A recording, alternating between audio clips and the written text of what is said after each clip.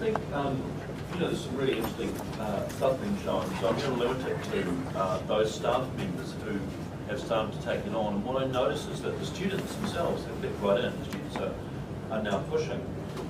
And in fact, an email from the help desk saying we have student complaints that these courses aren't in Moodle. Please set them up. So, the demand's there from the student. So we've got a number of courses. Now, a lot of these courses were set up early last year, so a lot of these are second semester courses and have been cleaned out and are sitting there empty, waiting for the staff to get their A to G. We have had some problems that Tabitha's been sort of helping us resolve, but it's more to do with the back management side through PeopleSoft and that sort of thing, and it's causing all sorts of issues. We're also in the stage of transferring from one degree structure to another, so a lot of our courses have two numbers, and that's just making the whole thing a nightmare, but we're getting there. So I've got a couple of staff who have taken it on. Cara, a nice woman from Germany who's come in and is a very active online personality, has set up a lot of things. Most of the staff still seem to be using it as this kind of suppository of data, as we call it, where it's very one-way and very passive. But the students are looking for where they can push things a bit further. Cara's great. She does give them really good links, and there's other things going on. I probably won't give too many links because of the speed of things, but I mean really obvious stuff that you all know. But I guess the thing that I'm most pleased about it is that I can then say to other staff, this is how it's being used, and they start to have that expectation. I'm just then trying to set up a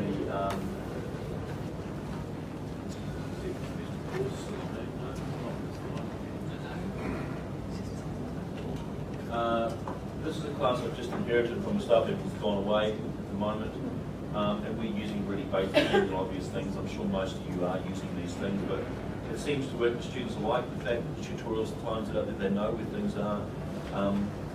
I get texts and phone calls saying you haven't done this or you haven't put that up.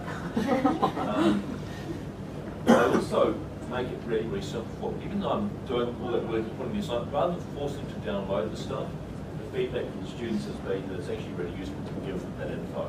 There's just never any issue about, they can never get to say, hey look, I couldn't download that file, my net was too slow. Not easy to get off the page. It's at that level it comes up very quickly. We're not doing online hand-ins for all classes. I'm trying to do online hand-ins for a lot of the staff stuff, the essays and that sort of thing, but because in architecture a lot of the courses are visual based, we've just avoided doing that. We want them to print and hand work, and we want to keep that manual drawing aspect of design and art in there. Wikis are proving very popular. The students are sometimes updating it themselves, but usually it's still reliant on the staff. Students really, although they're very keen to have the things working, they're not all that keen to participate if it looks like learning. Unfortunately. If it looks like learning, you're on your own. Quizzes and things work pretty well. A good way of pre-testing for exams and stuff, if you want to put some stuff in. Students have been really appreciative of this stuff, been going through.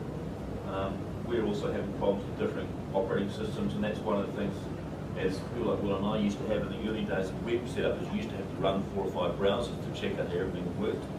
We're finding we have to do the same thing for Moodle setups, and so we're kind of keeping a lot of the stuff reasonably simple. Sorry, Tom, I'm racing through quick. I'm trying. No, it's fine. Okay.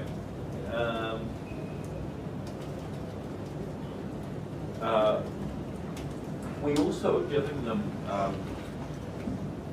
links to other places. So there's a little tools, Excel spreadsheets and those sort of things we're giving them with created by the staff members for complex calculation stuff, which realistically I probably should be going to the library blog, and now I've seen that really great little link for the library stuff. That's something we'll use a lot. That should be hugely useful to us. And we quite commonly just point the students towards stuff. One of the things that's not working for us, and I'm keen to hear other staff members how that goes, how that goes, is the news forum stuff. So I set up news forums, and I encourage them to do stuff, and how to do things and where to put it, and all that sort of thing. And we had things like hit my work, and put things up for assessment and feedback, and that sort of thing. And I found this one really interesting because I put up add your own useful web links, thinking, well, there's all these great sites out there, let's put it up. And they used this to say what was wrong. This is broken, how do I do this? This is like, but it seemed pretty obvious to me that clearly something I was missing, the communication wasn't happening. Yeah. Oh, yeah.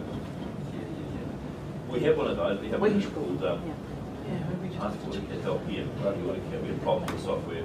And that was great. We got lots of feedback and bits and pieces. And the most useful thing about that is we're able to pass on to IT and say, see, told you this. Yeah. And we ran competitions, that sort of thing here. But again, it really became that suppository of data thing that doesn't always work. I'm just going here, Tom. It's all good. You with the blogs? The QR code competition. QR code competition, yeah, it was good fun. That's in some studio.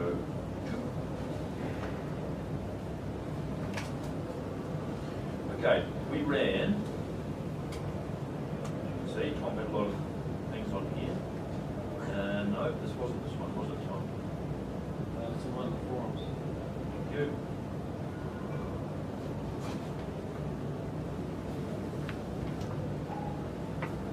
I found it this morning, got ready for it and I can't remember it now. We ran a QR codes. We had a project with 120 students for cell phones and networks. And 150 students is really hard to manage, as you can imagine. It's really, really hard to manage in a 20-second computer classroom. Tom, I don't remember. I'm really sorry.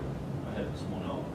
Just tell us that. Okay, but basically we were trying to get to play with the QR codes, which is the little, I'm sure that should be something like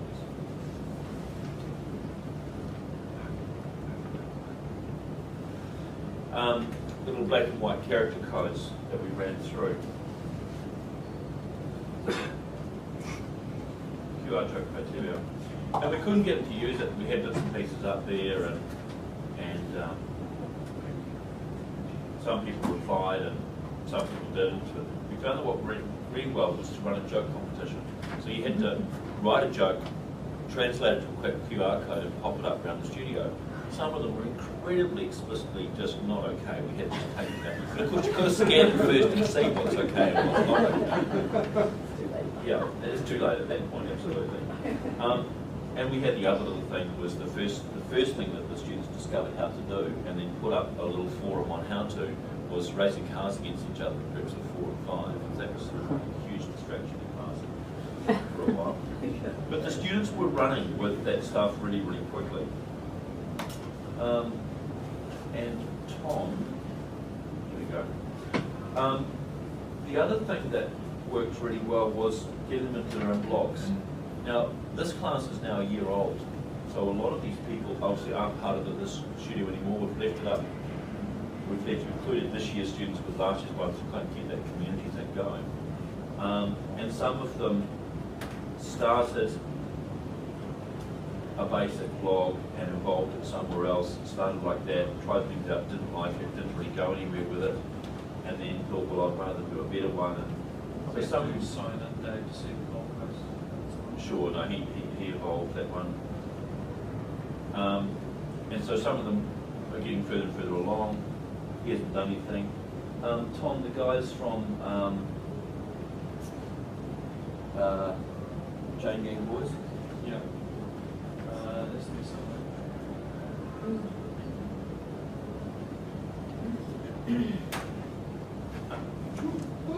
Yes, libraries. Okay, Jane Gang Kids. Now these guys, great, you occasionally get those bunch of students that just hang out together and do stuff together. So these guys got completely into it, set up their own series of blogs, joined them together as their own website, and they're doing stuff here.